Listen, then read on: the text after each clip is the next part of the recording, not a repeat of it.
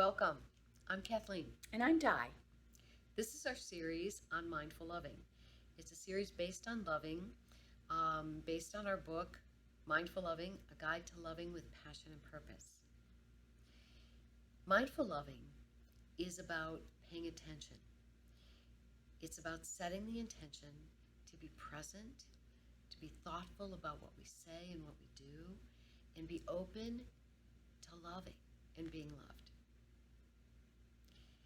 Today's video is on listening from the heart to understand. If you've not had a chance to listen to our other videos, please take an opportunity to check those out. What does listening from the heart to understand really mean? Listening from the heart to understand is one of the basic components of loving communication. It is more than just listening with our ears. It's listening from our heart and all of who we are. It seeks to listen to what our partner is saying so that we can truly understand and engage with what our partner is experiencing. And when we listen from the heart, we not only can receive the message that our partner wants to send to us, but we also create greater connection and intimacy. So, if listening from the heart to understand is really about listening and understanding, engaging, and promoting connection and intimacy, how do you use it? It sounds pretty simple, but when you stop and think about your own listening patterns, I think very rarely do we pay 100% attention to what's being said, because several other things can be going on. We can be thinking about our opinion about what's being said, we can think about our own story and experience about what's being shared, or we can be practicing how we're going to respond. And so that's why this skill is so important, because it helps us learn how to pay 100% attention. And there are 3 steps to consider. So the first step would be, after listening to what has been shared, your first response is to really repeat back what you heard as much as you can. Stay right with their story. Tell them what you understood, but use their language so that you get to repeat what you heard. The second step would be to explore. Ask them questions, open-ended questions like, well, how did you feel about that? Or have you made any decisions about what you're going to do? So that's the second step. And the third step is to summarize. And this is important to use really in all your conversations, all your communications.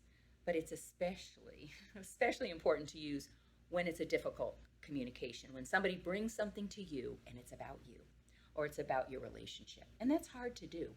It is very difficult to listen from our heart when our partner is saying something negative or has a complaint about us. So we want to share a little example with you.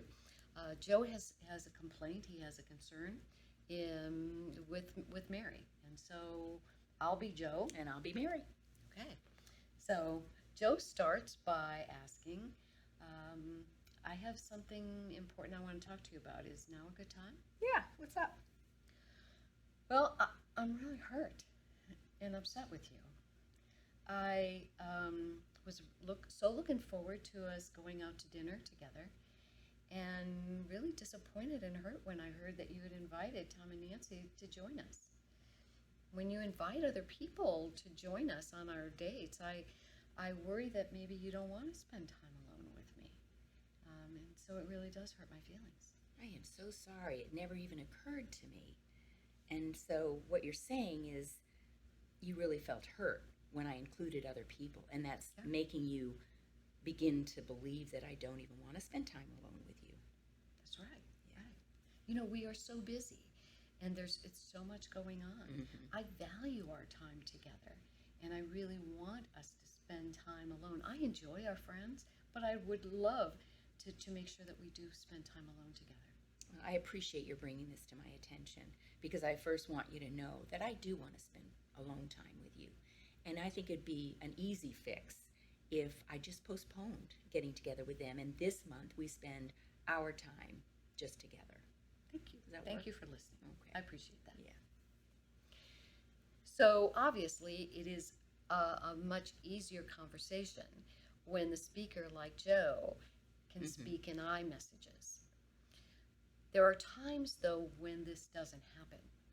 And even when the partner doesn't speak in I messages and may be more accusatory or critical, the person listening and using the skill of listening from the heart can, in essence, turn the communication around.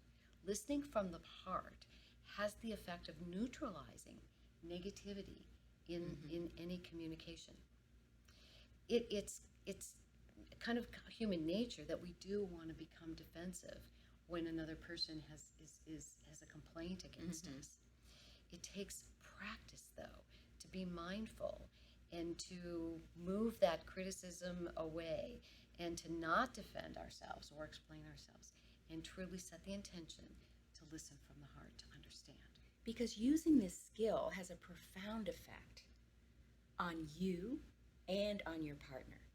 Because when we pay attention to what is being said and we set the intention to understand, we are actually practicing and experiencing mindful loving. And when we feel, loving and we feel loved, we feel heard and understood, this listening from the heart to understand is the most loving thing that you can do. And I just encourage you to think about a time when you really did feel heard. How was that for you? Did you feel valued? Did you feel connected with that person? Because we all seek connection. And this skill really brings connection and intimacy alive. Exactly. So we have a challenge for you. We encourage you to set your intention to practice the skill of listening from your heart to understand with your partner this week.